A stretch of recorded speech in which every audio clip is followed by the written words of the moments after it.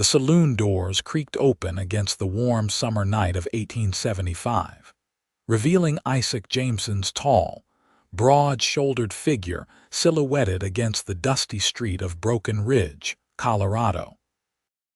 The chattering crowd inside the dance hall barely noticed his entrance, their attention fixed on the fiddle players and the whirling couples on the wooden floor.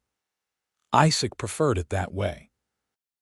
At 32, he'd spent enough years keeping to himself that anonymity had become as comfortable as his worn leather boots. The Founders' Day dance was in full swing, with colorful paper lanterns casting a golden glow across the hall.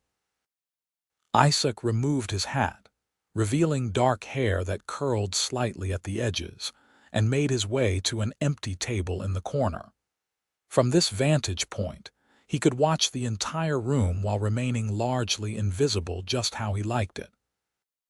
"Whiskey," he told the passing barmaid, his voice low and rough from disuse. She nodded and disappeared into the crowd. Isaac settled back in his chair, his blue eyes taking in the scene with quiet detachment. 5 years had passed since he'd attended any social gathering, but the bank manager had practically insisted he make an appearance tonight. Something about becoming part of the community if he planned to stay. The whiskey arrived, and Isaac nodded his thanks, placing a coin on the tray. He took a slow sip, feeling the familiar burn down his throat as he watched couples swing around the dance floor. Men in their Sunday best, women in colorful calico dresses with ribbons in their hair, all of them smiling, laughing, connected to one another in ways Isaac had forgotten how to be. The band struck up a lively reel, and the dance floor grew more crowded. Isaac's gaze drifted to the entrance, where a woman he'd never seen before stood hesitating in the doorway. She was striking, with auburn hair piled elegantly atop her head, a few loose tendrils framing a face that seemed both delicate and determined. Her emerald dress wasn't as elaborate as some, but it complemented her fair skin and the confident way she carried herself as she stepped into the hall. Several heads turned as she made her way through the crowd, but she didn't seem to notice. Instead, her green eyes scanned the room with purpose until, surprisingly, they landed directly on Isaac. He quickly looked down at his glass, uncomfortable with the direct attention, but when he glanced up again, she was making her way toward him. Isaac straightened in his chair, suddenly wishing he'd taken more care with his appearance. He'd bathed and worn a clean shirt, but his black vest had seen better days, and his dark trousers still bore the dust of the trail. "Excuse me," she said, her voice clear and melodious above the din of the music. "Is this seat taken?" Isaac looked up into eyes the color of spring leaves. "No, madam. Do you mind if I join you? I find myself in need of a quiet corner." She smiled, and something in Isaac's chest shifted. "Please," he said, gesturing to the empty chair across from him. "Thank you." She settled into the seat with grace. "I'm Thea Garrett." "Most people call me Thea." "Isaac Jameson," he replied, surprised at how easily his name came to his lips. Usually he preferred anonymity. "Are you not one for dancing, Mr. Jameson?" Thea asked, her gaze direct but not intrusive. Isaac's fingers tightened slightly around his glass. "Not much, no. I understand. These gatherings can be overwhelming." She glanced around the room. "I only arrived in town yesterday. My uncle owns the mercantile." "Old Mr. Willis is your uncle?" Isaac asked, making the connection to the white-haired shopkeeper who'd run the town's main store for as long as Isaac had been in Broken Ridge. "Yes. I've come to help him with the books and the shop. He's not as spry as he once was." Her smile held genuine affection. "He insisted I come tonight to meet people."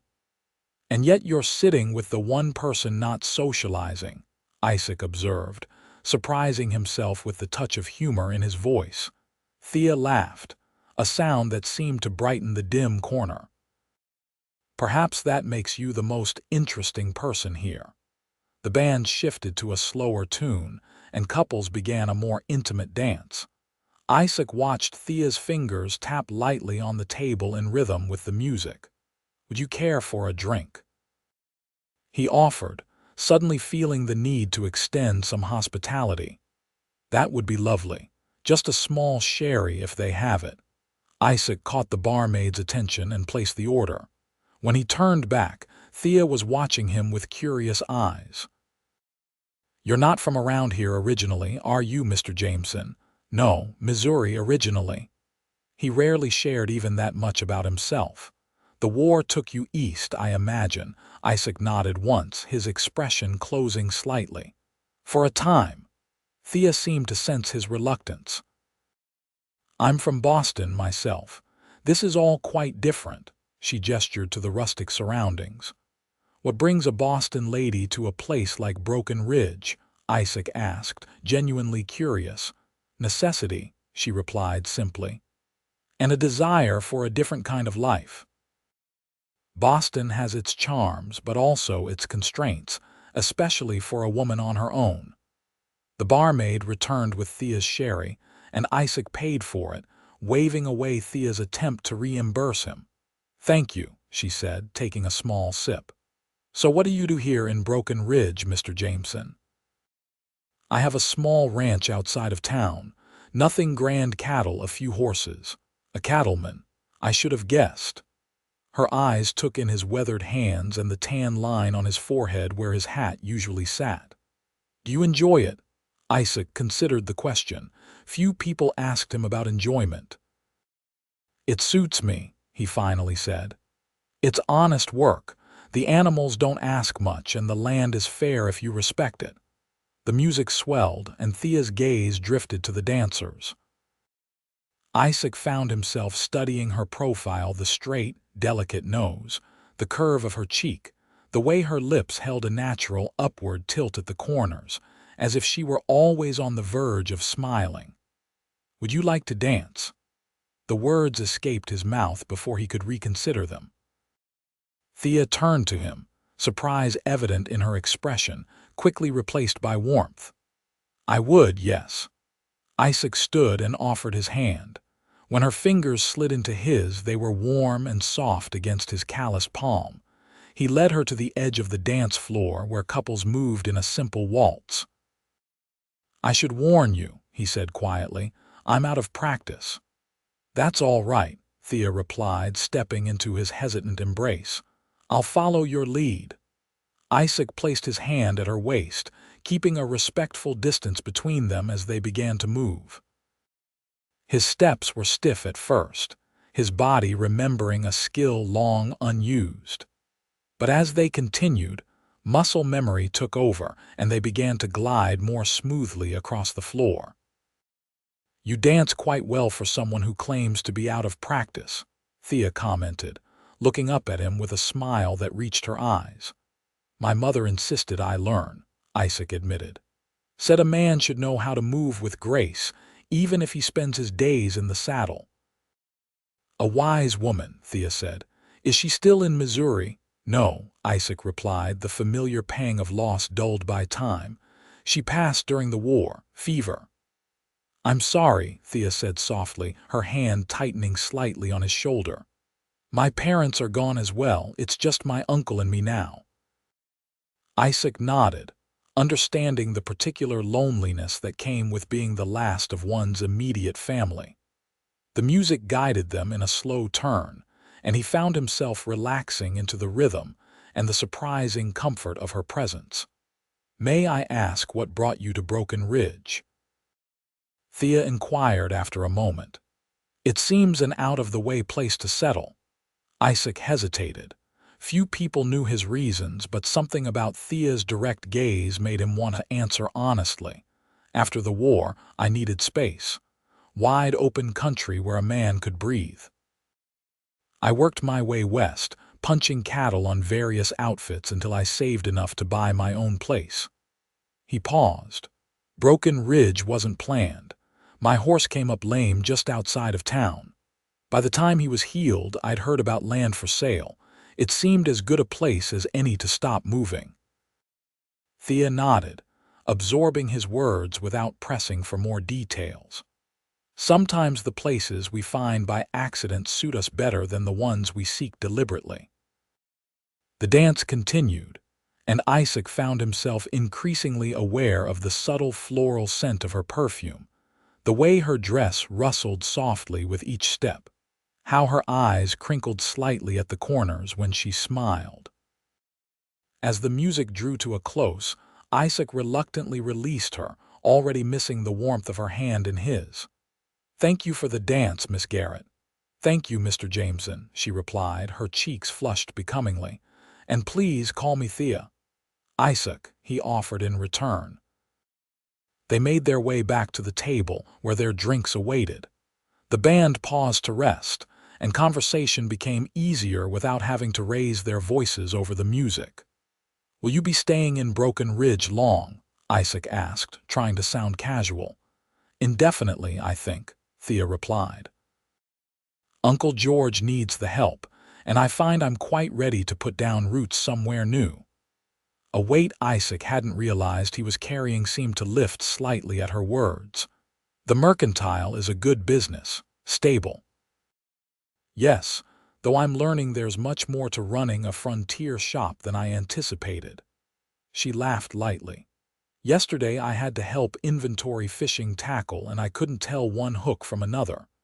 If you'd like," Isaac found himself saying, "I could show you the basics sometime.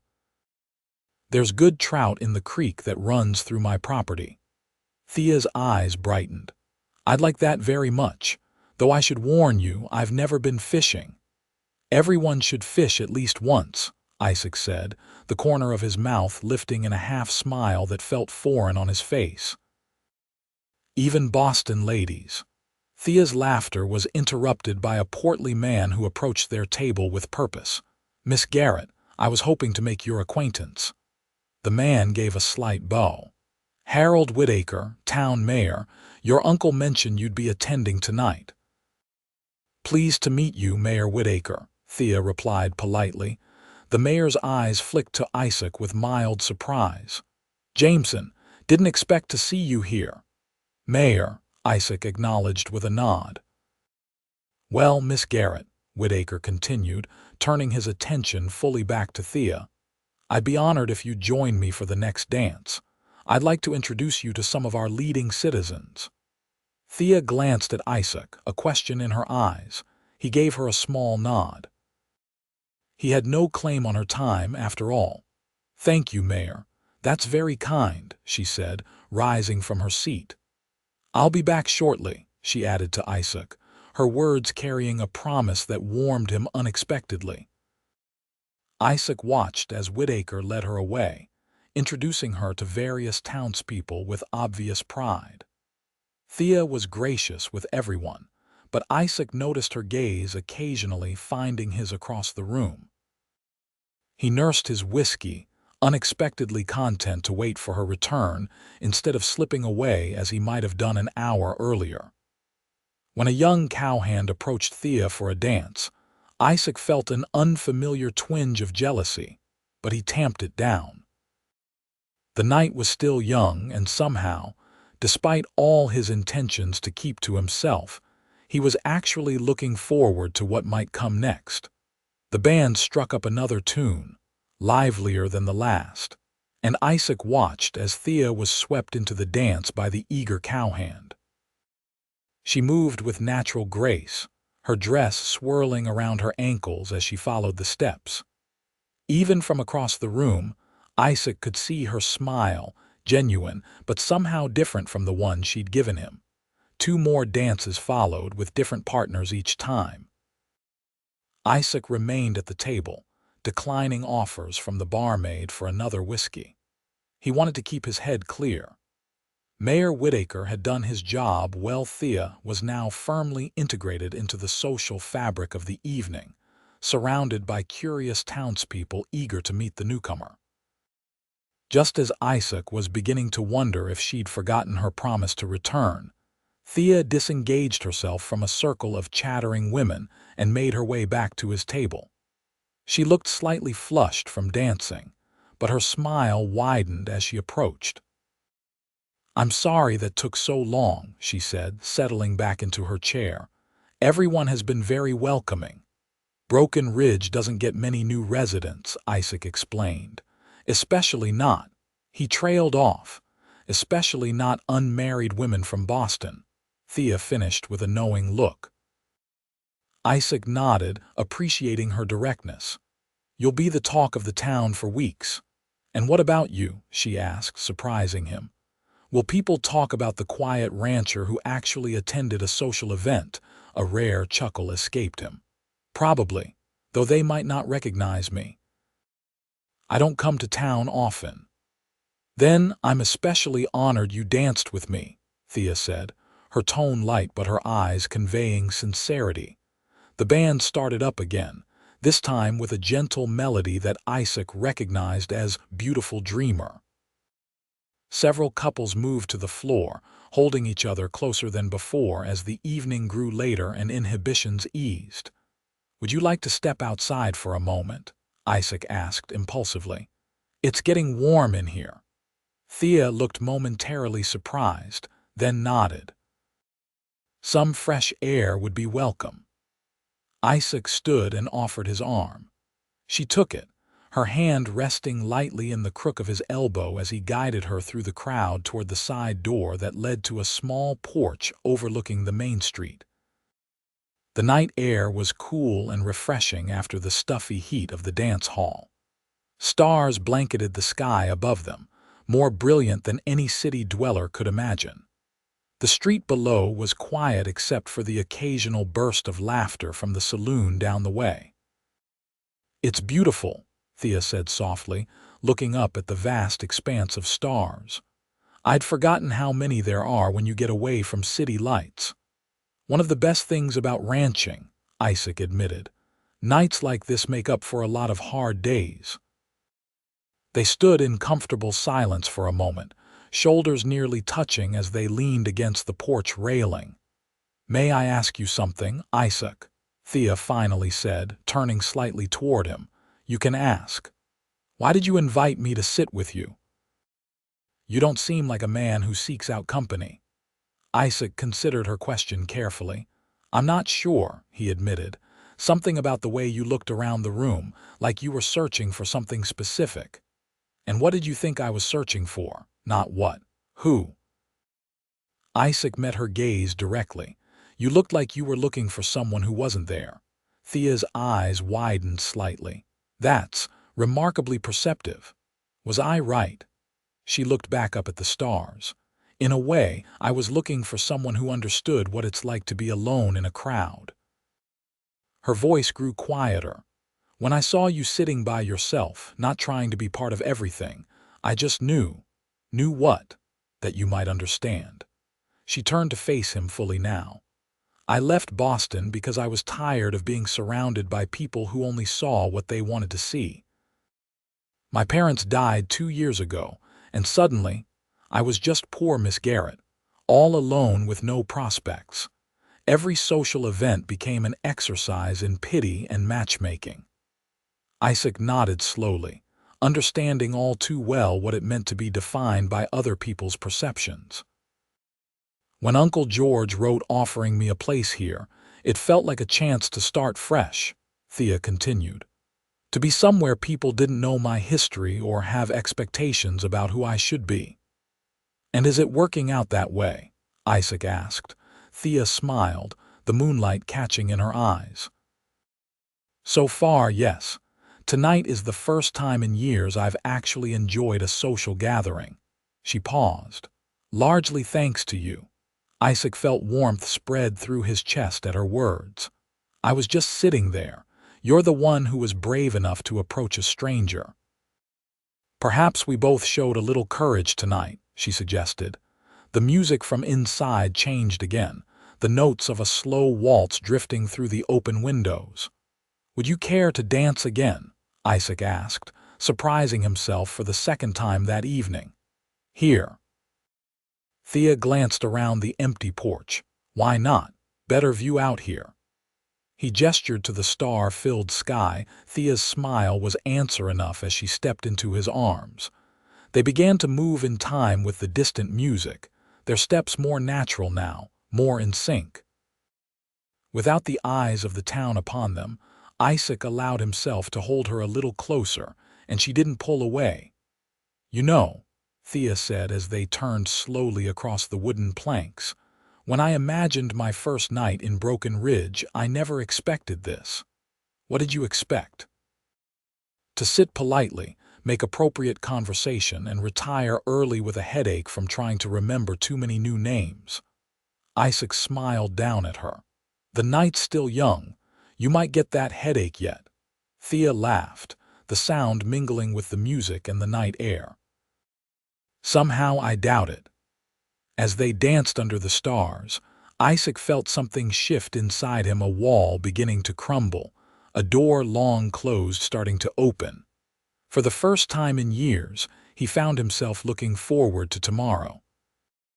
The song eventually ended, but they remained standing close together, neither seeming eager to break the spell of the moment. "I should probably go back inside," Thea finally said, though she made no move to leave. "Uncle George will be wondering where I've disappeared to." "Of course," Isaac replied, reluctantly dropping his hands from her waist. Thea took a small step back but didn't turn to go. "Will you come back inside?" Isaac hesitated. The thought of returning to the crowded dance hall held little appeal, but the prospect of spending more time with Thea was unexpectedly enticing. "I think I might head home," he said honestly. "I've had more socializing tonight than in the past year combined." Though disappointment flickered across her face, Thea nodded in understanding. "Of course, you have a ranch to run, early mornings and all that." "That's true, but it's not the only reason," Isaac admitted. "I'm not good with crowds, never have been, even before." He trailed off, unwilling to delve into his wartime experiences. "I understand," Thea said softly, and somehow he believed she did. "Will I see you again?" The directness of her question caught him off guard, but he appreciated it. "I meant what I said about showing you how to fish." "If you're interested." "I am," she replied without hesitation. "Very much so." "I come into town for supplies every Saturday morning," Isaac said. "I could meet you at the Mercantile around 10 if that suits you." "It suits me perfectly." Thea's smile returned, brightening her entire face. "I'll look forward to it." "As will I." The admission came easily, surprising him. They walked back inside together, the warmth and noise of the dance hall a stark contrast to the peaceful intimacy they'd shared outside. Isaac spotted George Willis sitting with some of the older men near the refreshment table. "Your uncle," he said, nodding in that direction. "Yes, I should go to him," Thea agreed. She hesitated, then impulsively reached out and squeezed Isaac's hand. "Thank you for tonight, Isaac, truly." The touch of her hand sent warmth spreading up his arm. "Thank you for sitting down at my table," he replied, his voice rough with emotion he wasn't used to expressing. Thea held his gaze for a moment longer, then turned and made her way through the crowd toward her uncle. Isaac watched her go, memorizing the way she moved, the color of her hair in the lamplight, the gentle sway of her emerald dress. Only when she was engaged in conversation with her uncle did Isaac finally retrieve his hat from the table and slip quietly out the main doors into the night. The walk to where he'd left his horse tied behind the general store gave him time to process the unexpected turn the evening had taken. For years, he'd kept to himself, content with the solitude of his ranch and the uncomplicated company of his animals. He'd convinced himself it was better that way, safer for a man with his memories and scars. Yet in the space of a few hours, Thea Garrett had made him question everything about the life he'd built. As Isaac mounted his horse and turned toward home, the stars overhead seemed brighter somehow, the night air fresher. Saturday suddenly felt very far away, Dawn broke clear and golden over Isaac's ranch the next morning. He'd slept better than he had in months, despite the late night. The routine of ranch life, feeding animals, checking fences, mending tack, kept his hands busy, but his mind repeatedly drifted to Thea. The way her eyes crinkled when she smiled, how her hand had felt in his during the dance, the surprising ease of conversation with her. By midday, Isaac found himself taking extra care with tasks that would normally have been done with efficient haste. He was planning ahead, thinking about what needed to be finished before Saturday. The realization both amused and unsettled him. One dance, one conversation, and already his carefully structured life was shifting to accommodate the possibility of something new. As he worked the brush over his favorite mare's coat, he spoke aloud to the horse, something he often did when thoughts needed sorting. "What do you think, Sadie?" "Am I being a fool?" The mare nickered softly, pushing her nose against his chest. "She's just being friendly. New in town, looking for connections. Don't go reading more into it." But even as he cautioned himself, Isaac couldn't help remembering the way Thea had looked at him under the stars, how she'd sought him out among all the people at the dance. The days passed with agonizing slowness. Isaac threw himself into his work, taking on projects he'd been putting off for months. He repaired the leak in the barn roof, reinforced the corral fence, and even gave the cabin a thorough cleaning.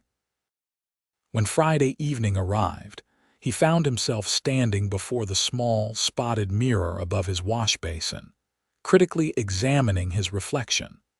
The face that looked back at him was weathered from years of outdoor work, with lines at the corners of his eyes and across his forehead.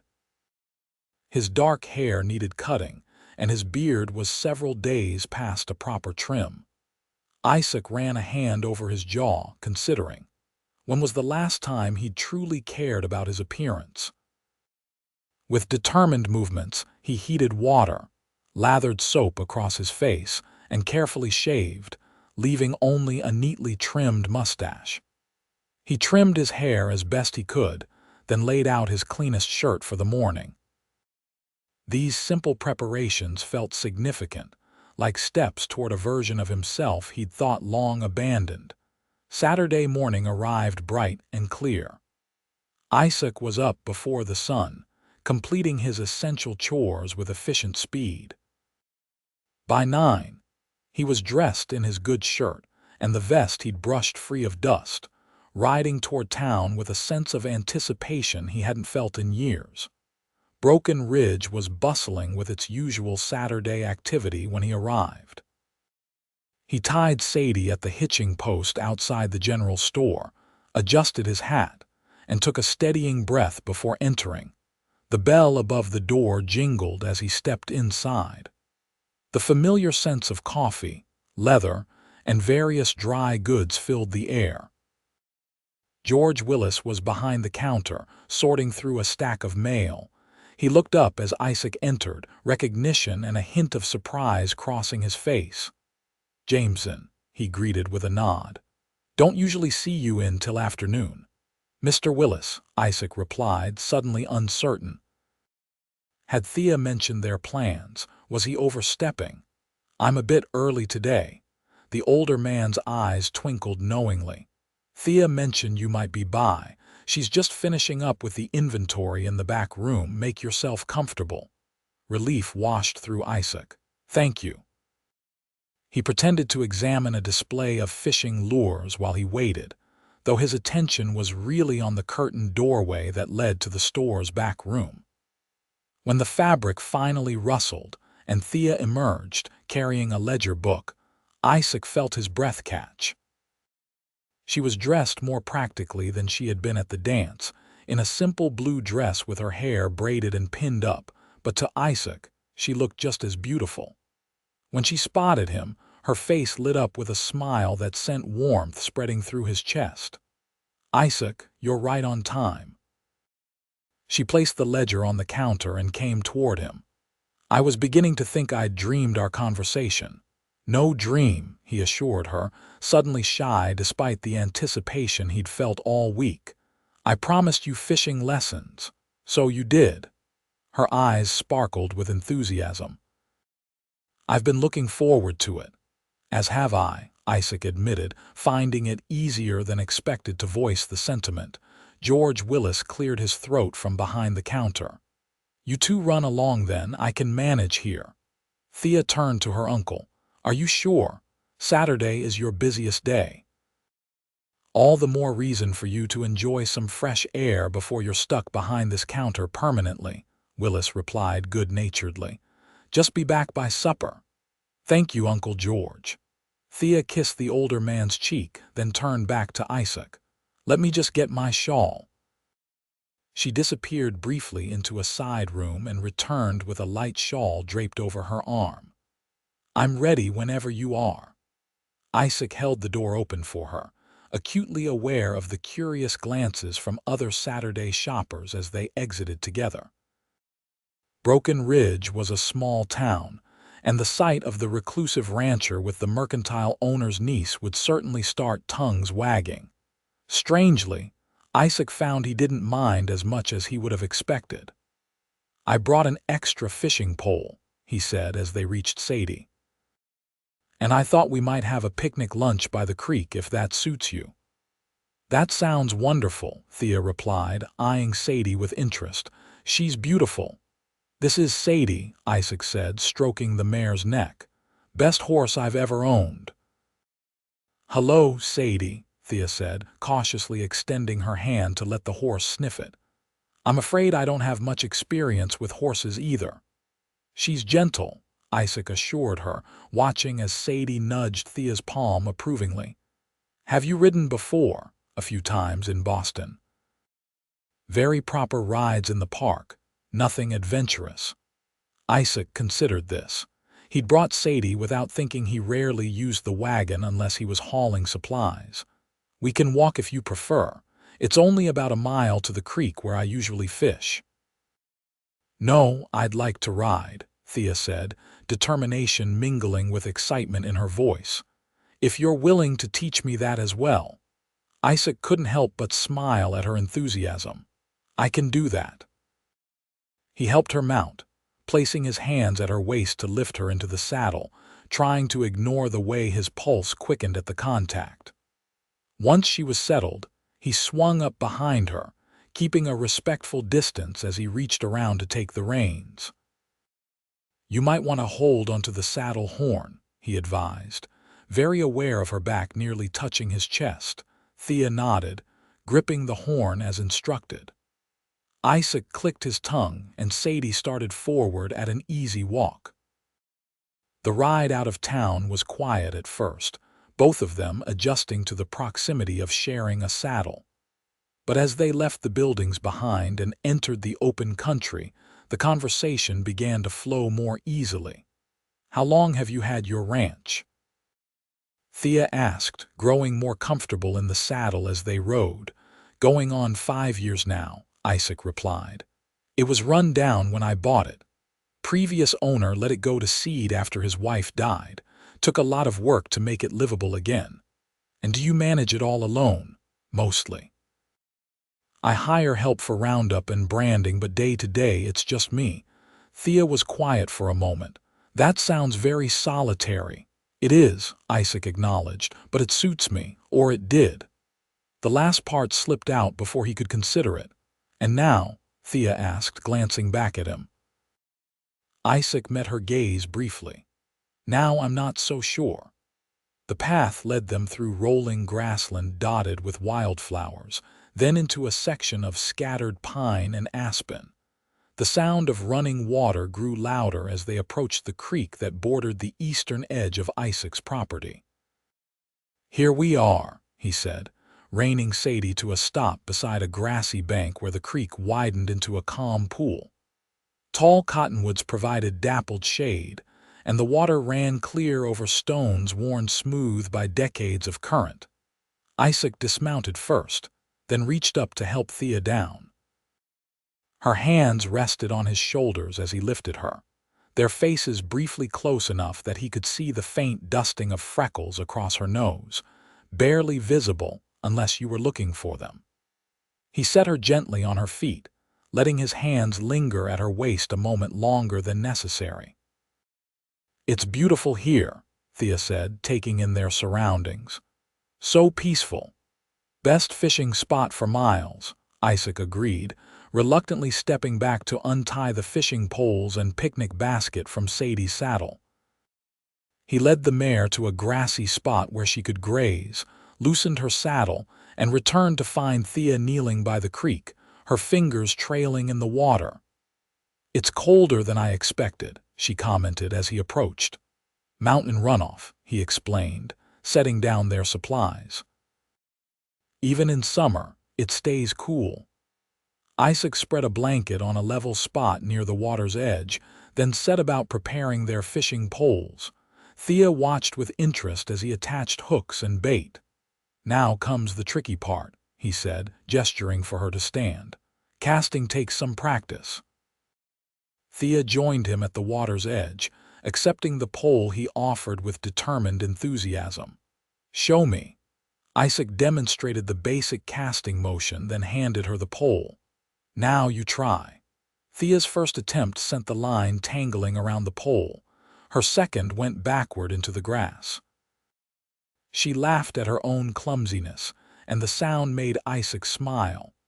"Here," he said, moving to stand behind her. "Let me help." With careful movements, he positioned himself close to her, reaching around to place his hands over hers on the pole. "Like this," he said softly, guiding her through the motion. "It's all in the wrist." Thea nodded, and together they cast the line out over the water where it landed with a satisfying plop near the center of the pool. "Perfect," Isaac said, reluctantly releasing her hands. "Now we wait." They sat side by side on the blanket, poles at the ready, watching the lines where they disappeared into the clear water. The gentle sounds of the creek and birdsong filled the comfortable silence between them. "Tell me about your life in Boston," Isaac finally said, genuinely curious about the world she'd left behind. Thea considered the question. "It was structured. My father was a professor at Harvard. We lived in a nice home in Cambridge, had the right friends, attended the right social functions." She paused. "It was a good life, but confining in its own way." "How so?" There were so many expectations. How to dress, how to speak, who to socialize with. My mother was determined I'd make a good match. A slight smile curved her lips. "She was horrified when I expressed interest in working at my father's college library." "You like books?" Isaac asked. "I love them," Thea said, her face lighting up. "I brought as many as I could carry on the train. Uncle George thinks I'm mad, lugging a trunk full of books across the country." Isaac found himself charmed by her passion. "What kind of books?" "All kinds. Novels, poetry, history, science. Anything that helps me understand the world better." She looked at him curiously. "Do you read, Isaac?" He nodded. "Not as much as I'd like, mostly in winter when ranch work slows down." "I have a small collection." "I'd love to see it sometime," Thea said, then blushed slightly at the forwardness of her statement. "I'd like that," Isaac replied honestly. A sudden tug on Thea's fishing line interrupted the moment. Her eyes widened in surprise. "Isaac." "I think I've caught something." "Easy now," he instructed, setting aside his own pole to help her. "Pull back gently, then reel in slowly." Thea followed his directions, her face a picture of concentration as she worked to land her first fish. When a decent-sized trout finally broke the surface, she let out a delighted laugh that made Isaac's heart skip. "I did it," she exclaimed as Isaac helped her bring the fish onto the bank. "I actually caught one, a fine trout," Isaac agreed, smiling at her joy. "Beginner's luck." "Or excellent instruction," Thea countered, her eyes meeting his with warmth that sent a pleasant shiver down his spine. Isaac showed her how to remove the hook and string the fish to keep it fresh. They continued fishing for another hour, with Thea catching 2 more trout to Isaac's 3. Her enthusiasm never waned, each catch celebrated as thoroughly as the first. As the sun climbed higher, Isaac suggested they break for lunch. He unpacked the simple meal he'd prepared: bread, cheese, sliced apples, and cold chicken, and set it out on the blanket. Thea settled beside him, her cheeks flushed from the sun and excitement. "This has been wonderful," she said, accepting the food he offered. "I can see why you enjoy it." "It's not usually this entertaining," Isaac admitted. "Fishing alone is peaceful but not nearly as fun." Thea smiled at that. "I'm glad I could provide amusement." "Not amusement," Isaac corrected gently. "Pleasure." The word hung between them, weighted with meaning beyond simple fishing. Thea's eyes met his, and for a moment neither spoke. Isaac found himself studying the delicate curve of her jaw, the fullness of her lips, wondering what it would be like to kiss her. "Tell me about your ranch," Thea said finally, breaking the charged silence. "What's a typical day like for you?" Grateful for the shift to safer ground, Isaac described his daily routine: the early mornings, the various seasonal tasks, the challenges and rewards of ranch life. Thea listened attentively, asking thoughtful questions that showed genuine interest. "It sounds like hard work," she observed when he finished, "but fulfilling." "It is," Isaac agreed, "though lately I've been thinking it might be too solitary a life. Have you considered hiring more help, perhaps a permanent ranch hand?" Isaac hesitated, then decided on honesty. "It's not just help with the work I've been missing." Thea's eyes softened with understanding. "Companionship is important." "Yes," Isaac said simply, holding her gaze. "I'm beginning to remember that." The rest of the afternoon passed in easy conversation and companionable silences. They cleaned and packed the trout for Thea to take back to her uncle, then explored a little way upstream where Isaac showed her a beaver dam and the tracks of various animals that came to drink at the creek. As the sun began its westward descent, Isaac reluctantly suggested they should head back to town. They packed up their supplies, and he helped Thea mount Sadie once more, this time with more confidence on her part. The ride back was quiet, both of them seemingly reluctant for the day to end. When the buildings of Broken Ridge came into view, Isaac felt a weight settle in his chest. "Thank you for today," Thea said as they approached the mercantile. "I can't remember when I've enjoyed myself more." "The pleasure was mine," Isaac replied, meaning it more deeply than he could express. He helped her down from Sadie, his hands lingering at her waist. Before he could step back, Thea placed a hand on his arm. "Isaac," she said softly, "I'd very much like to see you again." Relief and joy flooded through him. "I'd like that too." "Uncle George has invited some people for Sunday dinner tomorrow after church," she continued. "Would you consider joining us?" Church and a social dinner were far outside Isaac's normal routine, but the hope in Thea's eyes made refusal impossible. "I'll be there." Her smile was radiant. "Wonderful. Dinner is at 1 o'clock. Isaac nodded, already rearranging his mental schedule to accommodate this unexpected development. "I'll see you then." On impulse, he took her hand and raised it to his lips, pressing a gentle kiss to her knuckles. "Thank you for changing my plans today, Thea Garrett."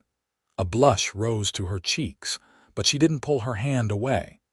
"Thank you for teaching me to fish, Isaac Jameson." Only when the mercantile door closed behind her did Isaac finally mount Sadie and turn toward home. The ranch that had been his sanctuary for 5 years suddenly felt different in his mind, not just a place of solitude, but a place with potential for something more. That night, as he prepared for bed, Isaac found himself wondering what it might be like to have someone to share his home with, to talk with over meals, to walk the property with in the evenings. For the first time in years, he allowed himself to imagine a future different from the one he'd resigned himself to after the war. Sunday morning found Isaac more nervous than he'd been in years. He'd polished his boots, pressed his good shirt, and even trimmed his mustache with extra care. As he rode into town, dressed in his Sunday best, he couldn't help feeling exposed, as if everyone would see the change in him, the hope he was trying hard to temper with practicality. The small white church in the center of Broken Ridge was already filling with townspeople when Isaac arrived. He tied Sadie to the hitching post and hesitated at the bottom of the steps, suddenly uncertain. It had been years since he'd attended a service. "Isaac," George Willis's hearty voice broke through his hesitation. The older man approached with a welcoming smile, Thea at his side. "Glad you could join us, Mr. Willis," Isaac greeted, his attention immediately drawn to Thea. She wore a pale yellow dress he hadn't seen before, with a matching bonnet that framed her face beautifully. "Miss Garrett." "Mr. Jameson," she replied formally, though her eyes conveyed a warmer greeting. "It's good to see you." "Shall we go in?" Willis suggested, offering his arm to his niece. Isaac followed them into the church, acutely aware of the curious glances directed their way. They settled into a pew near the middle, with Thea between her uncle and Isaac. The familiar sense of wood polish and hymnal pages brought back memories of Isaac's childhood. Sunday services with his mother insisting he sit up straight and pay attention. As the service began, Isaac found himself more focused on the woman beside him than on the preacher's words. The subtle floral scent of her perfume, the way she tucked a strand of hair behind her ear, the slight movement of her shoulder occasionally brushing against his, all these small details consumed his attention. When it came time to sing, Thea's clear voice rose alongside his deeper one, their harmony seeming significant beyond the simple hymn. Isaac caught her glance during the third verse, and the smile they shared felt private despite the crowded church. After the service, there was the usual socializing on the church steps. Isaac, normally eager to escape such gatherings, found himself staying close to Thea as various townspeople approached to chat. She introduced him with such natural ease that he began to relax, even managing polite conversation with people he normally avoided. "You're quite the topic of conversation," Thea murmured when they had a moment alone as her uncle spoke with the preacher. "Because I'm at church?" Isaac asked wryly. "Because you're with me," she corrected. "Apparently your attendance at the dance and now church has caused quite a stir." Isaac grimaced. "Small towns. Does it bother you?" Thea asked, a hint of concern in her voice. He considered the question seriously. "A week ago it would have. Now." He met her gaze directly. "I find I don't much care what they think as long as you're not troubled by the attention." Relief softened her features. "I'm not. I'm glad you're here." The walk to the Willis home was short, with George leading the way and Isaac and Thea following at a more leisurely pace. The house was one of the nicer ones in town, 2 stories, with a wide front porch and well-tended flower beds.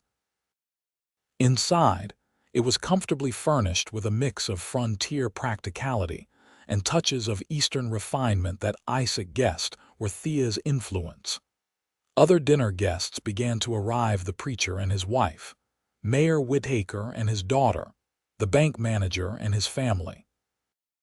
Isaac found himself seated beside Thea at the large dining table, grateful for her steadying presence as plates were passed and conversation flowed around him. "Are you surviving?"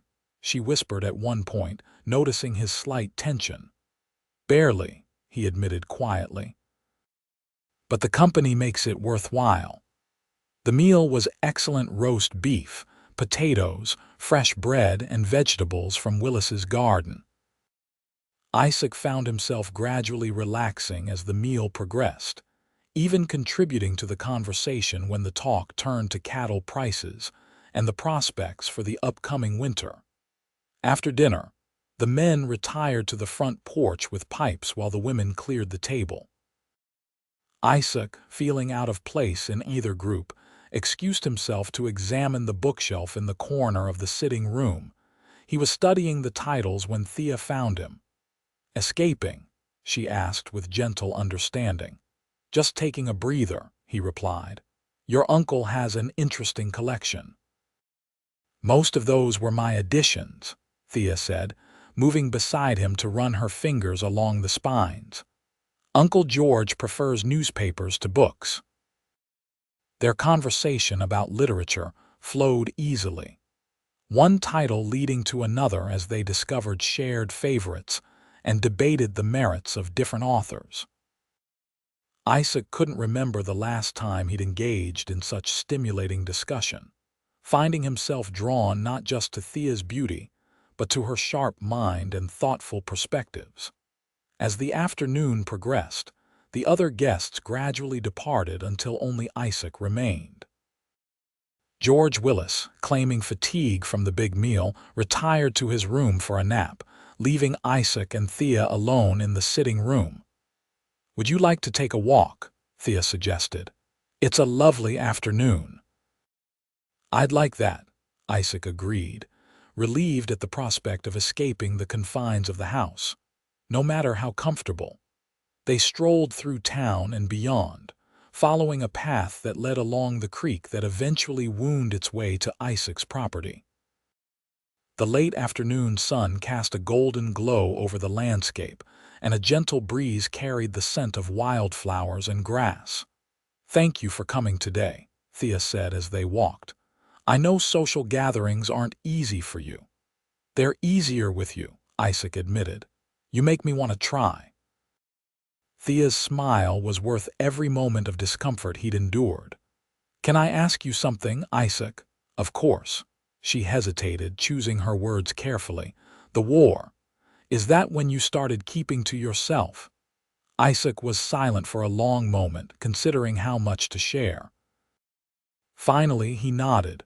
"Partly I saw things, did things. It changes a man." "I understand if you don't want to talk about it," Thea said softly. "It's not that," Isaac replied, surprising himself with his willingness to open up. "It's just been a long time since anyone asked." He took a deep breath. "I was with the 3rd Missouri Cavalry. We saw action at Pea Ridge, Prairie Grove, and a dozen smaller engagements. It wasn't the fighting that changed me, though. It was losing people. My best friend died at Prairie Grove, right beside me. After that, it seemed easier not to get close to anyone." Thea listened without interrupting, her expression compassionate but not pitying. When he finished, she gently took his hand in hers. "Thank you for telling me." The simple touch and genuine understanding in her voice loosened something tight in Isaac's chest. They continued walking, hands still joined, the connection feeling both new and somehow familiar. "What about you?" Isaac asked after a while. "You mentioned your parents passed 2 years ago." "Influenza," Thea said, sadness briefly shadowing her features. "It swept through Boston in the winter." They were both gone within a week of each other. "I'm sorry," Isaac said, squeezing her hand gently. "Thank you." She was quiet for a moment. "In some ways, it was a blessing they went together. They were devoted to each other. I can't imagine either one surviving long without the other." "They sound like remarkable people." "They were." Thea smiled at the memory. "They had their flaws, of course. Father was terribly absent-minded and Mother was sometimes too concerned with appearances. But they loved each other and they loved me. I was fortunate in that." As they walked back toward town, their conversation turned to lighter topics: Thea's adjustments to life in Broken Ridge, Isaac's plans for expanding his herd, books they hoped to read. By the time they reached the Willis home, the sun was beginning to set, painting the sky in vibrant oranges and pinks. "I should be getting back to the ranch," Isaac said reluctantly as they stood on the front porch. "Early start tomorrow." "Of course," Thea replied, though he thought he detected similar reluctance in her voice. "Thank you for today, Isaac. For the walk, the conversation, everything. When can I see you again?" he asked, the directness of his question surprising them both. Thea's eyes brightened. "I help at the store most days, but I'm free Wednesday afternoons. Uncle George insists I take time for myself."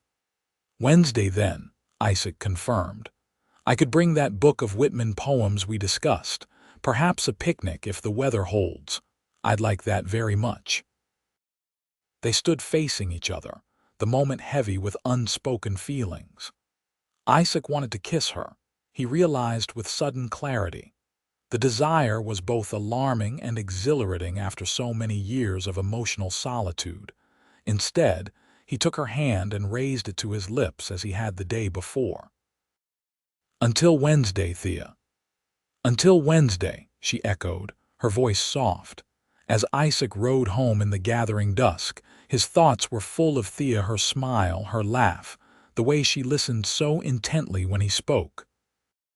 For the first time in years, he found himself looking forward rather than backward, anticipating what might come next rather than dwelling on what had been. The days until Wednesday passed in a blur of ranch work and thoughts of Thea. Isaac found himself planning their picnic with unusual care, selecting a special spot on his property where wildflowers carpeted a small meadow overlooking the valley. He cleaned his cabin thoroughly, though he had no specific plans to bring her there, and pulled his small collection of books from the shelf to find the Whitman volume he'd mentioned. When Wednesday finally arrived, Isaac rode into town with a lightness in his heart he hadn't felt in longer than he could remember. The mercantile was quiet when he entered, with only George Willis behind the counter. "Afternoon, Jameson," Willis greeted him with a knowing smile. "She's just finishing up in the back." "Thank you, sir," Isaac replied, suddenly nervous under the older man's scrutiny. Willis studied him for a moment. "You know, when Thea first arrived, I worried she might be too refined for our little town, that she'd be miserable here after Boston." He leaned on the counter. "I haven't seen her this happy in years. Whatever you're doing, keep it up." Before Isaac could respond, Thea emerged from the back room. She wore a simple blue dress with her hair in a loose braid, and the smile that lit her face when she saw him made his heart race. "Isaac, you're right on time." "Always," he replied, returning her smile. "Ready for that picnic, absolutely. Let me just get my shawl." As she gathered her things, Willis caught Isaac's eye and gave him an approving nod. The older man's acceptance warmed Isaac almost as much as Thea's smile. They rode double on Sadie again, but this time Thea sat more confidently, chatting easily as they made their way to Isaac's ranch. When they crested the final rise and his property came into view below, Isaac felt a mix of pride and uncertainty.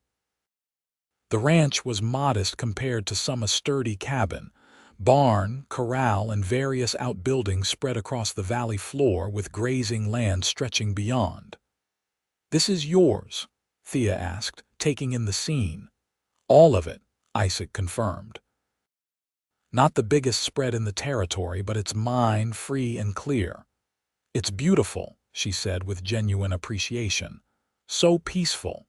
Relief washed through him at her approval. "The picnic spot is just over that next rise. It has the best view on the property." They rode to the meadow Isaac had chosen, and he helped Thea dismount before spreading a blanket among the wildflowers. The valley stretched out below them, the creek winding like a silver ribbon through the landscape, with mountains rising blue and majestic in the distance. "Oh, Isaac," Thea breathed, taking in the view. "It's magnificent." "One of the reasons I bought this place," he admitted, pleased by her reaction. "No matter how hard the day's been, this view makes it worthwhile." They settled on the blanket, and Isaac unpacked the picnic he'd prepared: fried chicken, biscuits, apple tarts, and a jar of lemonade. They ate amid easy conversation, sharing stories of their weeks and observations about life in Broken Ridge. After they finished eating, Isaac pulled the promised book from his saddlebag. As requested, Mr. Whitman's Leaves of Grass. Thea's eyes lit up as she accepted the volume. You remembered? Of course. Isaac watched as she carefully opened the book, her fingers tracing the title page with reverence. Would you read some? She asked, offering the book back to him. I love hearing poetry aloud. Isaac hesitated. I'm not much for public recitation. It's hardly public, Thea pointed out with a smile. Just me, just her. As if that made it easier rather than infinitely more important. Still, Isaac found himself taking the book, turning to a page he knew well. This one has always spoken to me, he said, clearing his throat before beginning to read. I am he that walks with the tender and growing night. I call to the earth and see half held by the night. Press close bare-bosomed night, press close magnetic nourishing night. Night of south winds, night of the large few stars. Still nodding night, mad naked summer night. His voice, rough at first, grew steadier as he continued, the familiar words flowing more naturally as he lost himself in the rhythm of Whitman's verse. When he finished, he looked up to find Thea watching him with an expression that made his breath catch. That was beautiful, she said softly. You read it as though you understand exactly what he meant. I think I do, Isaac replied, holding her gaze. At least I'm beginning to. The moment stretched between them, full of unspoken feeling. Then Thea reached out, gently taking the book and setting it aside before moving closer to him on the blanket. Isaac, she said, her voice barely above a whisper, may I ask you something very forward? He nodded, not trusting his voice. Would you kiss me? The question was simple, direct, and utterly disarming. For a heartbeat, Isaac couldn't move, couldn't speak. Then, with a certainty that surprised him, he leaned forward and gently cupped her face in his hands. Yes, he murmured, before closing the distance between them. The first touch of their lips was soft, tentative, a question being asked and answered in the same moment. Then Thea's hand came up to rest against his chest, and Isaac deepened the kiss, drawing her closer as something long dormant within him awakened fully. When they finally parted, Isaac rested his forehead against hers, unwilling to move away completely. I've been wanting to do that since the dance, he admitted. I've been hoping you would, Thea replied, her smile evident in her voice. Isaac pulled back slightly to look at her, taking in the flush on her cheeks, the brightness in her eyes. Thea, he began, then paused, gathering his thoughts. I need you to know I'm not a man of many words or grand gestures, but these past weeks, getting to know you, it's changed something in me, something I thought was gone for good. Thea reached up to touch his face, her fingers gentle against his cheek.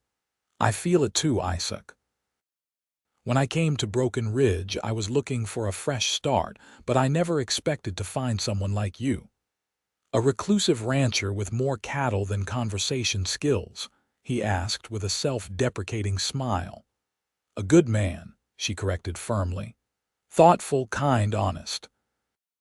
Someone who sees me for who I am, not who he wants me to be. Isaac turned his face to press a kiss to her palm. I'm not sure what I've done to deserve your attention, but I'm grateful for it. You were yourself, Thea said simply. That's all I've ever wanted. They spent the rest of the afternoon talking, sharing more kisses and exploring the meadow. Isaac showed her wildflowers and named the distant mountains, while Thea spoke of her dreams for the future, helping her uncle build the mercantile, perhaps starting a small lending library for the town. Would you like to see the rest of the ranch before we head back? Isaac asked as the afternoon began to wane. I'd love to, Thea replied enthusiastically. They packed up the picnic and rode down to the main buildings, where Isaac proudly showed her the improvements he'd made over the years, the expanded barn, the vegetable garden he'd started the previous spring, the workshop where he repaired tack and tools during bad weather. Last was the cabin, and Isaac hesitated before opening the door. "It's not much," he warned, "just functional." "I'd still like to see it," Thea assured him.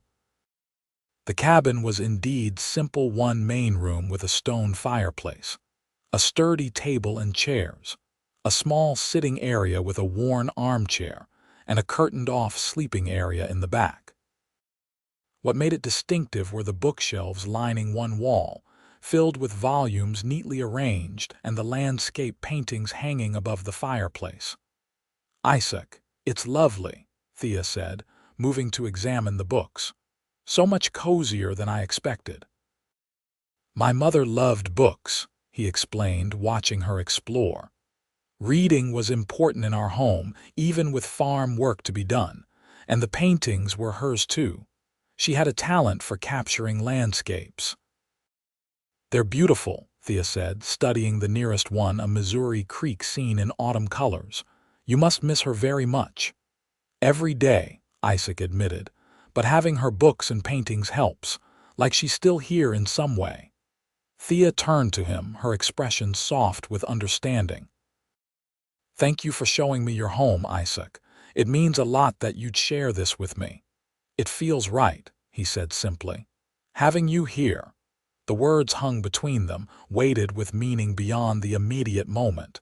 Then Thea smiled and took his hand. "We should probably head back to town before Uncle George sends out a search party," she said, though her tone suggested reluctance. "Probably," Isaac agreed, equally reluctant. The ride back to town was quiet, both of them lost in thought as the day's events settled into memory. When they reached the Mercantile, Isaac helped Thea down from Sadie, holding her perhaps a moment longer than necessary. "Thank you for today," she said, looking up at him.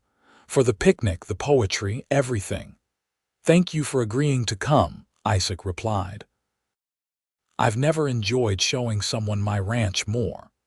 Thea glanced at the Mercantile door, then back to Isaac. "Would you like to come to dinner again this Sunday?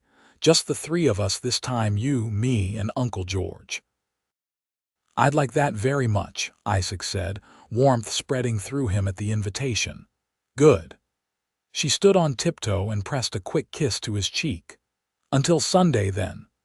"Until Sunday," he echoed, watching as she entered the store, turning once to wave before the door closed behind her. As Isaac rode home in the gathering dusk, his thoughts were a mixture of joy and disbelief. The solitary life he'd built for himself was changing, opening up to include someone else in a way he'd never anticipated. The thought was both exhilarating and terrifying, but for the first time in years, the promise of what might be outweighed the fear of what could go wrong. The following weeks established a pattern that quickly became the highlight of Isaac's life. Sunday dinners with Thea and her uncle became a regular occurrence, as did Wednesday afternoon outings. Sometimes they rode to different parts of Isaac's ranch. Other times they explored the countryside around Broken Ridge, and occasionally they simply sat in the Willis's garden, reading to each other from their favorite books. With each meeting, the connection between them deepened. Isaac found himself opening up more about his past, his childhood in Missouri, his wartime experiences, the years of drifting before he found Broken Ridge. Thea shared her own stories, her education in Boston, her parents' initial disapproval of her interest in working at the library, her adjustment to life in the West. By the time late September arrived, painting the aspen trees gold and bringing a crisp edge to the morning air, Isaac knew with certainty that he was in love with Thea Garrett. The realization came not in a sudden epiphany, but in a series of quiet moments, the way his heart lifted when she appeared in the doorway of the Mercantile, how he found himself planning improvements to the ranch with her comfort in mind, the ease with which he could imagine her beside him for all the years to come. What he didn't know was whether it was too soon to speak of such things. Their courtship had progressed quickly by most standards, but Isaac was acutely aware of the differences in their backgrounds. Would a woman raised in Boston society be truly happy as a rancher's wife, miles from town, with only occasional social engagements? These thoughts occupied him as he prepared for their Sunday dinner in late September. He'd spent extra time grooming himself, even riding into town the day before to get a proper haircut from the barber. In his pocket was his mother's ring, a simple gold band with a small sapphire that had been his father's gift to her upon their engagement.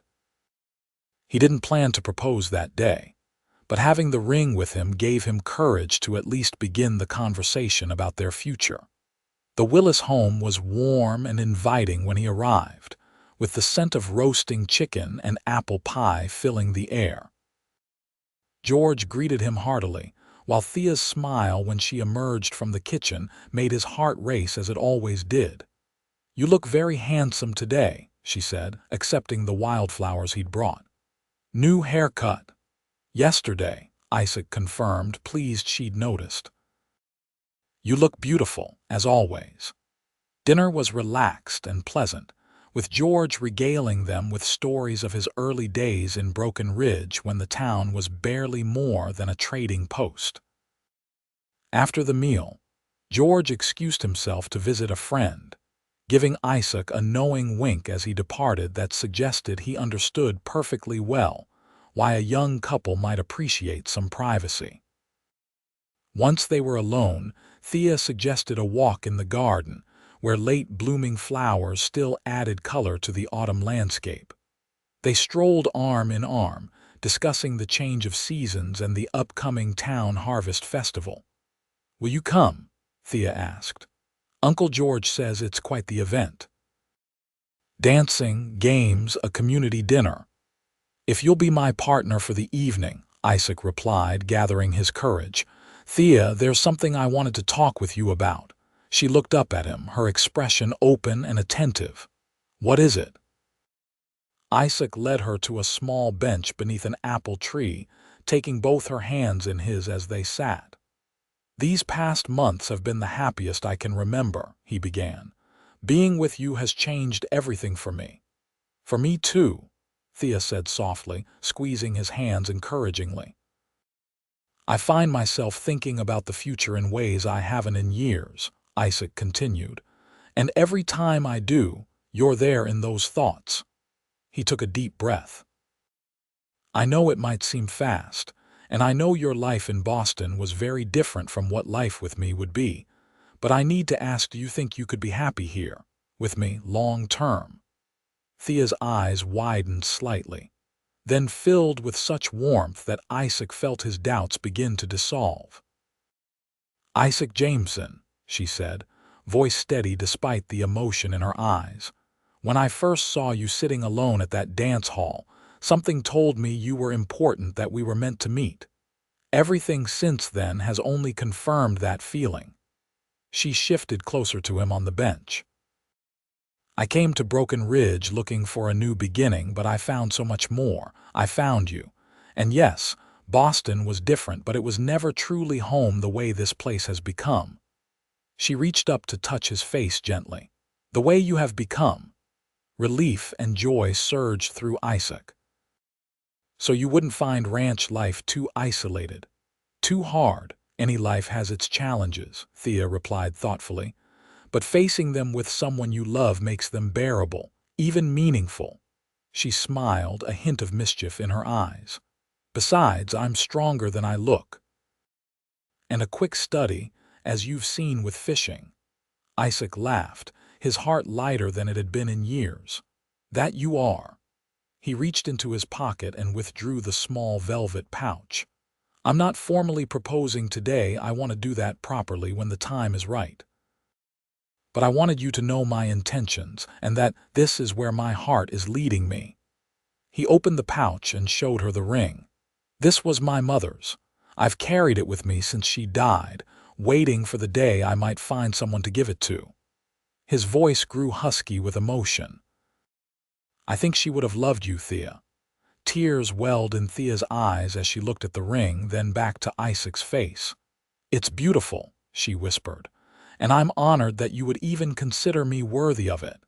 There's no one more worthy, Isaac said simply. Thea leaned forward and kissed him, a kiss full of promise and future. When they parted, she rested her forehead against his. When you do ask properly, Isaac Jameson, my answer will be yes. The Harvest Festival in mid-October transformed Broken Ridge from a quiet frontier town into a bustling center of activity. Farmers and ranchers from miles around brought their families in for the celebration, filling the streets with wagons and the air with excited chatter. Stalls lined the main street, offering everything from fresh produce to handcrafted goods, while children ran between them, playing games and sneaking sweets. Isaac arrived early, having spent extra time making sure both he and Sadie were presentable for the occasion. He'd even splurged on a new vest and hat in town the week before, wanting to look his best for what he planned to be a significant day. Thea was helping at her uncle's stall when Isaac found her, arranging jars of preserved fruits and vegetables that Willis had taken in trade throughout the year. She wore a dress the color of autumn leaves, with her hair partially up and partially flowing down her back. The sight of her made Isaac's heart skip, as it always did. "Good morning," he said, approaching the stall. "Need any help?" Thea's face lit up when she saw him. "Isaac, you're early." "Couldn't wait," he admitted, drinking in the sight of her. "You look beautiful." A blush colored her cheeks.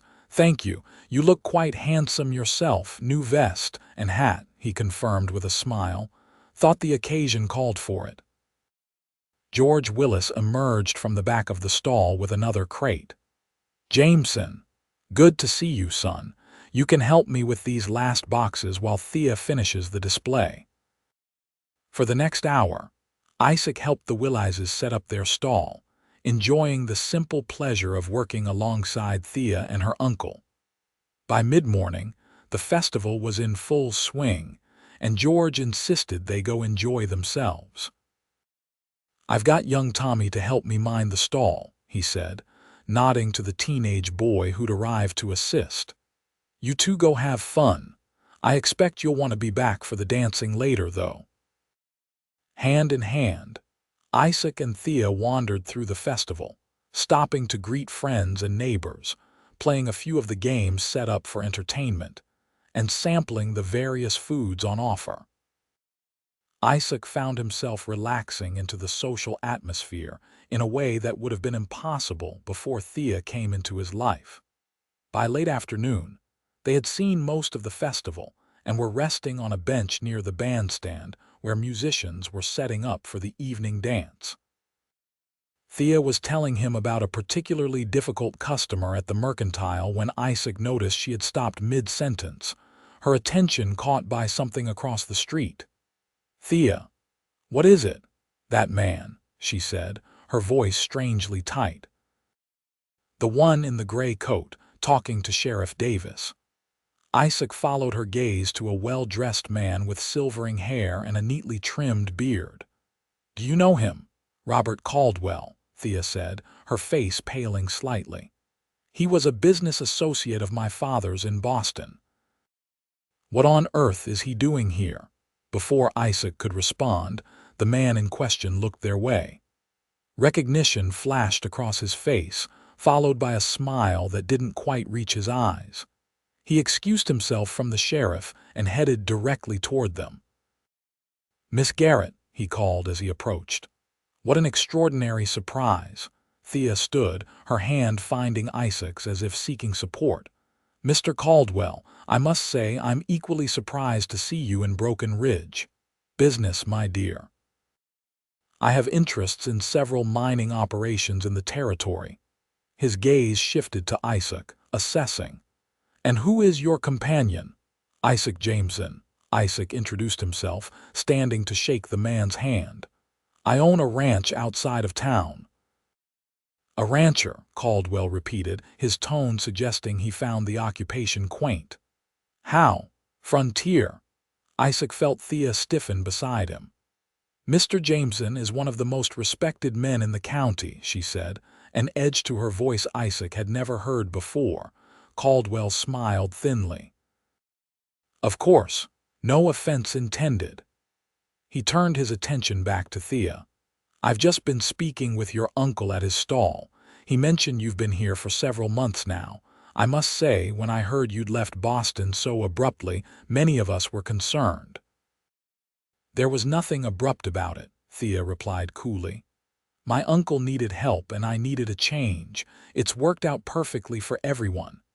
Yes, well, your father's old friends have missed your presence at social functions. Caldwell's eyes narrowed slightly, particularly the Blackwoods. Young Jonathan has asked about you several times. Isaac felt Thea's hand tighten on his. Please convey my regards when you return to Boston, she said, her tone making it clear the subject was closed. Now if you'll excuse us, Mr. Caldwell, we were just about to join the dance. Of course, Caldwell replied smoothly. Perhaps we'll have a chance to speak further during my stay. I'll be in town for several days. With a tip of his hat, he departed, leaving an uncomfortable silence in his wake. Isaac looked down at Thea, noting the tension in her jaw and the way her eyes followed Caldwell's retreating figure. Are you all right? He asked quietly. Thea took a deep breath, visibly composing herself. Yes, I'm sorry about that. Robert Caldwell is. He was my father's business partner, but he always made me uncomfortable. And he's been trying to push me toward Jonathan Blackwood for years, despite my complete lack of interest.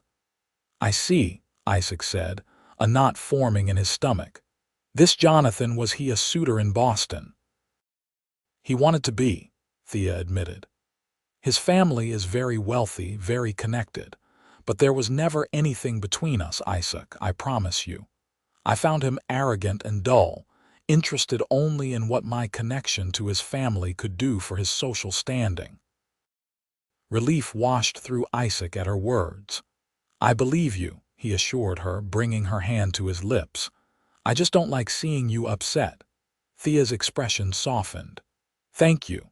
Let's not let Mr. Caldwell ruin our day. You promised me dancing, and I intend to hold you to it. Isaac smiled, pushing aside his concerns about the unexpected visitor from Boston. Your wish is my command, Miss Garrett. The band was indeed starting up, and couples were gathering in the open area before the bandstand. Isaac led Thea to join them, determined to focus on the joy of the day rather than the brief shadow Caldwell had cast. As the music began and they moved together in the familiar steps of a waltz, Isaac found himself once again marveling at how much his life had changed since that night at the Founders' Day dance. From solitary rancher to a man in love, planning a future with a woman who somehow saw past all his defenses to the heart he'd kept hidden for so long. The music swelled around them, and Isaac made his decision. The perfect moment he'd been waiting for might not exist, but this moment with Thea in his arms, their community around them, the future stretching bright before them, this was close enough. When the dance ended, he took her hand. Come with me, he said softly. There's something I want to ask you.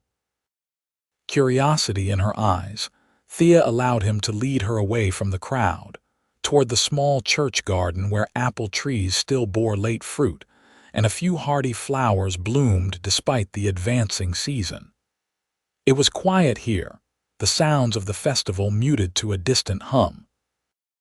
In the dappled shade of an apple tree, Isaac turned to face Thea, taking both her hands in his. His heart pounded in his chest, but his voice was steady when he spoke. Thea Garrett, when you placed your hand in mine that night at the dance hall, you changed everything. You helped me remember what it means to truly live, not just exist. He reached into his pocket and withdrew the ring he'd shown her weeks before. I love you. I want to build a life with you, to wake up beside you every morning and fall asleep with you every night. Will you marry me? Tears welled in Thea's eyes, but her smile was radiant. "Yes, Isaac Jameson. Yes, I will marry you." Isaac slipped the ring onto her finger with hands that trembled slightly, then drew her into his arms for a kiss that held all the promise of their future together. When they finally parted, he rested his forehead against hers, overwhelmed by joy and gratitude. "When?" he asked simply. "Before winter," Thea replied without hesitation. "I don't want to wait." "Neither do I," Isaac agreed, his heart so full he thought it might burst. "November." "That would give us time to prepare, but not too long to wait." "November," Thea confirmed, her eyes shining. "The first Sunday in November." They sealed the agreement with another kiss, then walked back to the festival hand in hand, both of them unable to stop smiling. George Willis was the first to notice Thea's ring when they returned to the mercantile stall, and his booming congratulations quickly drew a crowd of well-wishers. The rest of the evening passed in a blur of congratulations, dancing, and shared joy. Even the sight of Robert Caldwell watching them from across the street couldn't dampen Isaac's happiness. Thea had chosen him, not some wealthy Boston gentleman, but him, with all his rough edges and quiet ways. As the festival wound down and lanterns lit the darkening street, Isaac held Thea close for one last dance. "Happy," he murmured against her hair. "Happier than I ever thought possible," she replied, looking up at him with eyes full of love. "And you, more than I deserve," Isaac said honestly. "But I'm going to spend the rest of my life trying to be worthy of you." "You already are," Thea assured him, rising on tiptoe to kiss him softly. "You already are." The weeks leading up to the wedding were a whirlwind of preparation. Word spread quickly throughout Broken Ridge and the surrounding area, and it seemed everyone wanted to contribute to the celebration. The ladies of the church sewing circle presented Thea with a beautiful wedding quilt, while the men of the town offered to help Isaac add a second room to his cabin, a project he'd been planning as a surprise, but gratefully accepted assistance with. Thea divided her time between helping at the mercantile, preparing for the wedding, and learning more about ranch life during her visits to Isaac's property. She proved a quick study, absorbing his lessons on animal care, gardening, and food preservation with enthusiasm that confirmed his belief in their compatibility. Robert Caldwell remained in town longer than expected, his presence a persistent reminder of the world Thea had left behind. He made several attempts to speak with her privately, which she politely but firmly rebuffed. Isaac tried not to let the man's obvious disapproval bother him, focusing instead on the future he and Thea were building. November arrived with clear, crisp days and cold nights that hinted at the winter to come. The cabin addition was completed just in time, a cozy sitting room with large windows that looked out over the valley, with space for Thea's books and a comfortable chair where she could read or sew. The day before the wedding, Isaac stood in this new room, making final adjustments to the bookshelves he'd built.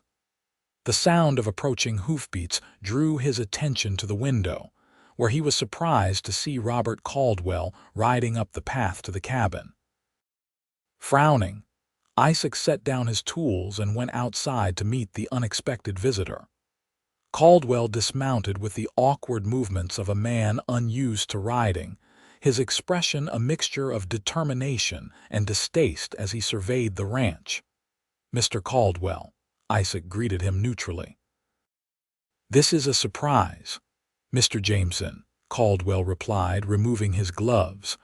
"I apologize for arriving unannounced, but I felt it important we speak before tomorrow's event." Isaac's jaw tightened at the man's tone, but he kept his voice level. "You've come a long way. Would you like to come inside?" "Thank you, no. This won't take long." Caldwell straightened, assuming the authoritative posture of a man accustomed to getting his way. "I'll be direct, Mr. Jameson. I've known Theodora since she was a child." Her father was not only my business partner but my friend. I feel a certain responsibility toward her welfare. Thea is quite capable of determining her own welfare, Isaac replied evenly. Perhaps, Caldwell conceded with a dismissive wave. But I fear she may be acting hastily, caught up in some romantic notion of frontier life without fully considering what she's giving up. He fixed Isaac with a penetrating stare. Boston society may seem restrictive to a young woman seeking adventure, but it offers security, culture, and a standard of living that a cattle ranch in Colorado territory simply cannot match. Isaac felt anger rising within him but kept it carefully controlled. With all due respect, Mr. Caldwell, Thea has been here for months. She's fully aware of what life in Broken Ridge entails, including life with me. Infatuation can cloud judgment, Caldwell countered smoothly. I've seen it before. The exotic appeal of a different lifestyle, the excitement of new surroundings. But these feelings fade, Mr. Jameson, and when they do, reality sets in. He gestured to the modest cabin and surrounding buildings. Is this truly the life you believe Thea Garrett deserves?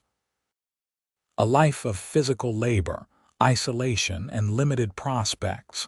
The question struck at Isaac's deepest insecurities, but he refused to let Caldwell see his doubt. The life Thea deserves is the one she chooses, Mr. Caldwell.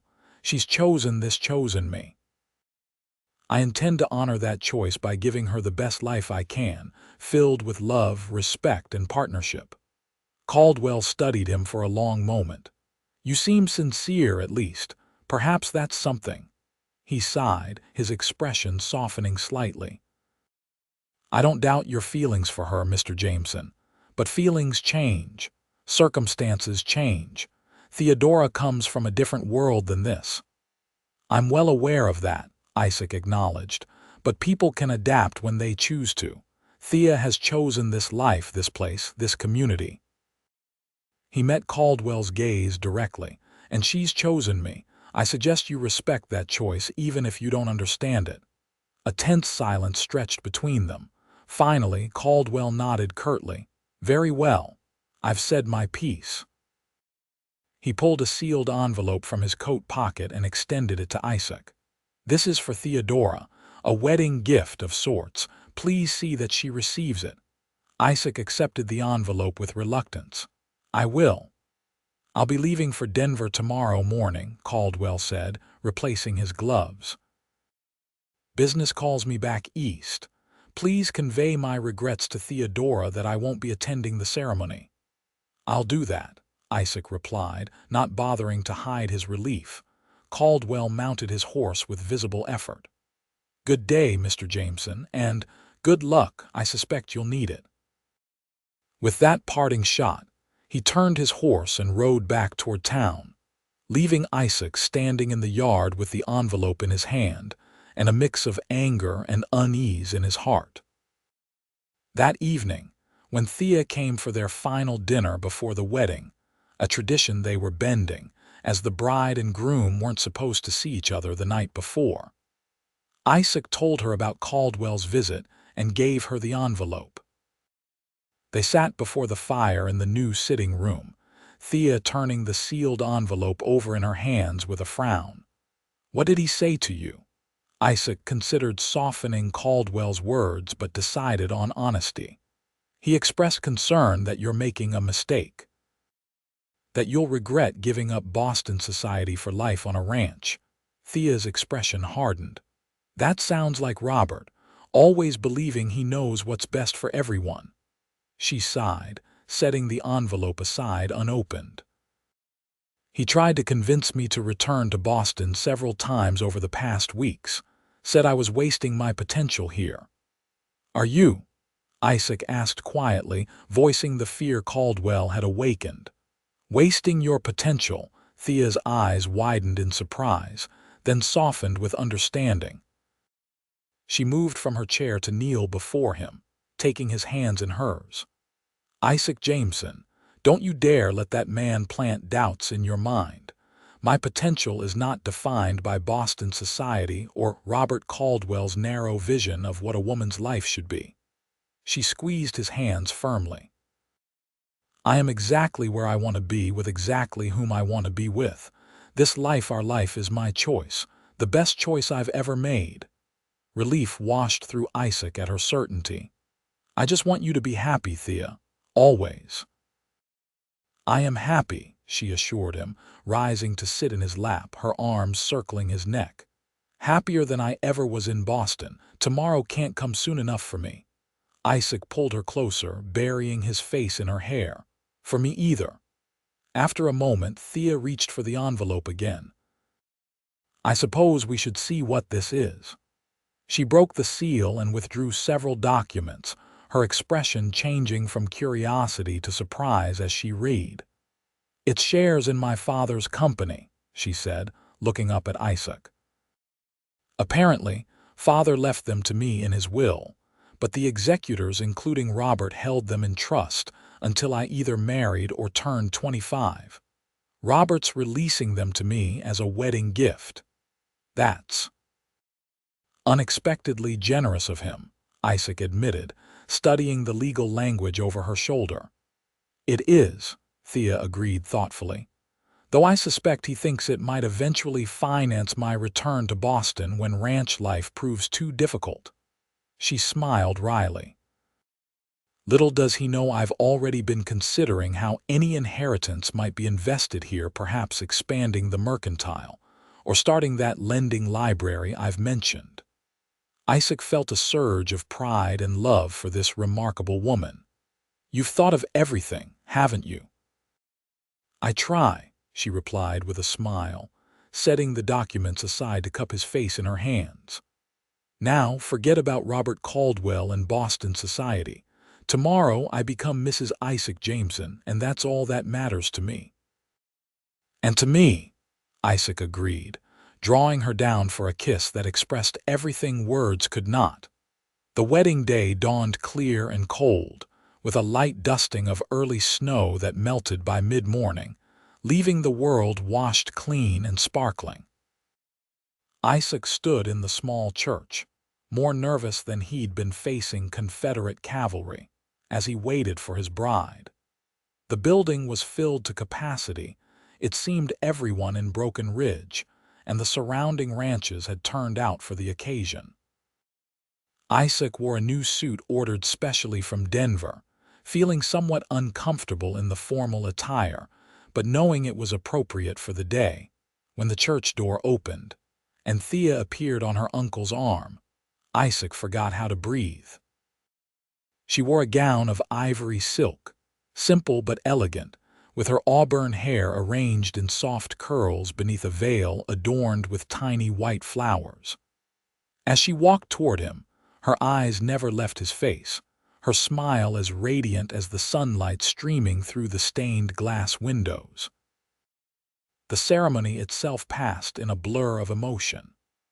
Isaac remembered the warmth of Thea's hands in his, the steadiness in her voice as she spoke her vows, the weight of the gold band as he slipped it onto her finger to join his mother's engagement ring.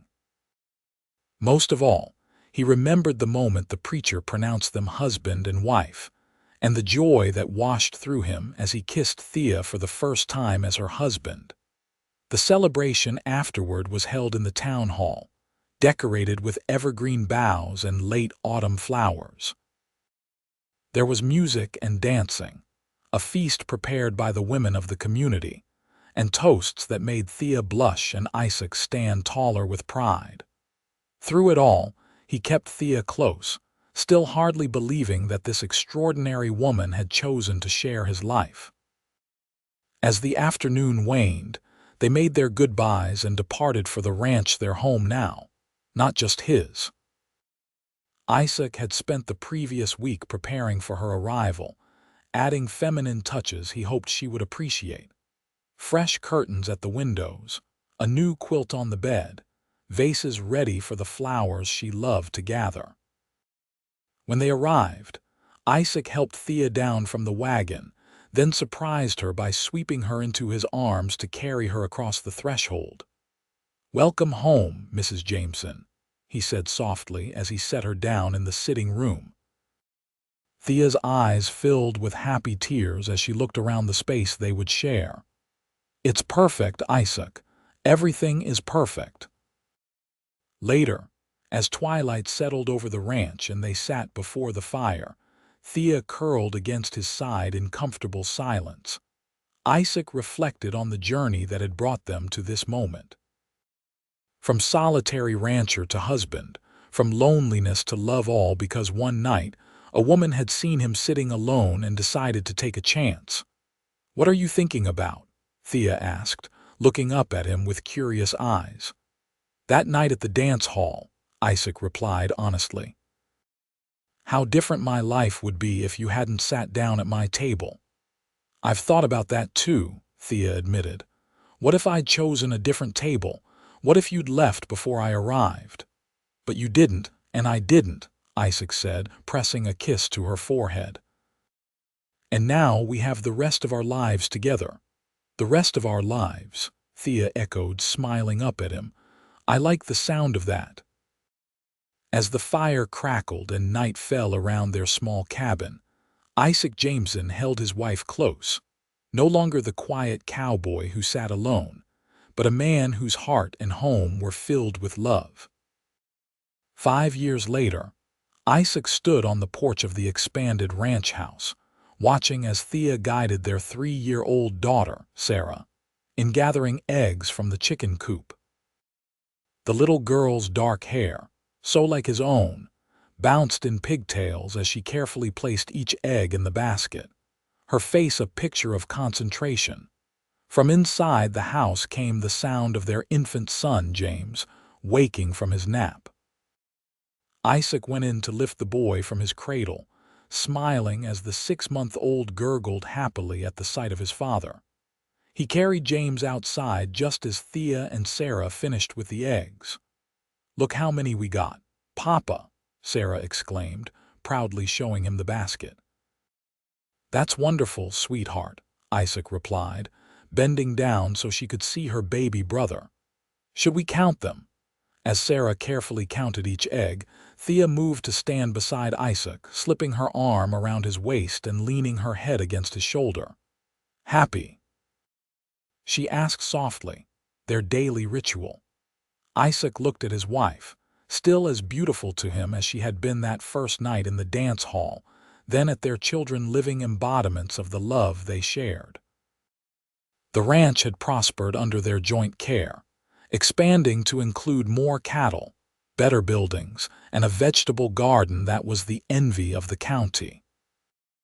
In town, the mercantile continued to thrive under George Willis's management, with Thea riding in several days a week to help with the books and oversee the small lending library she'd established in a back room.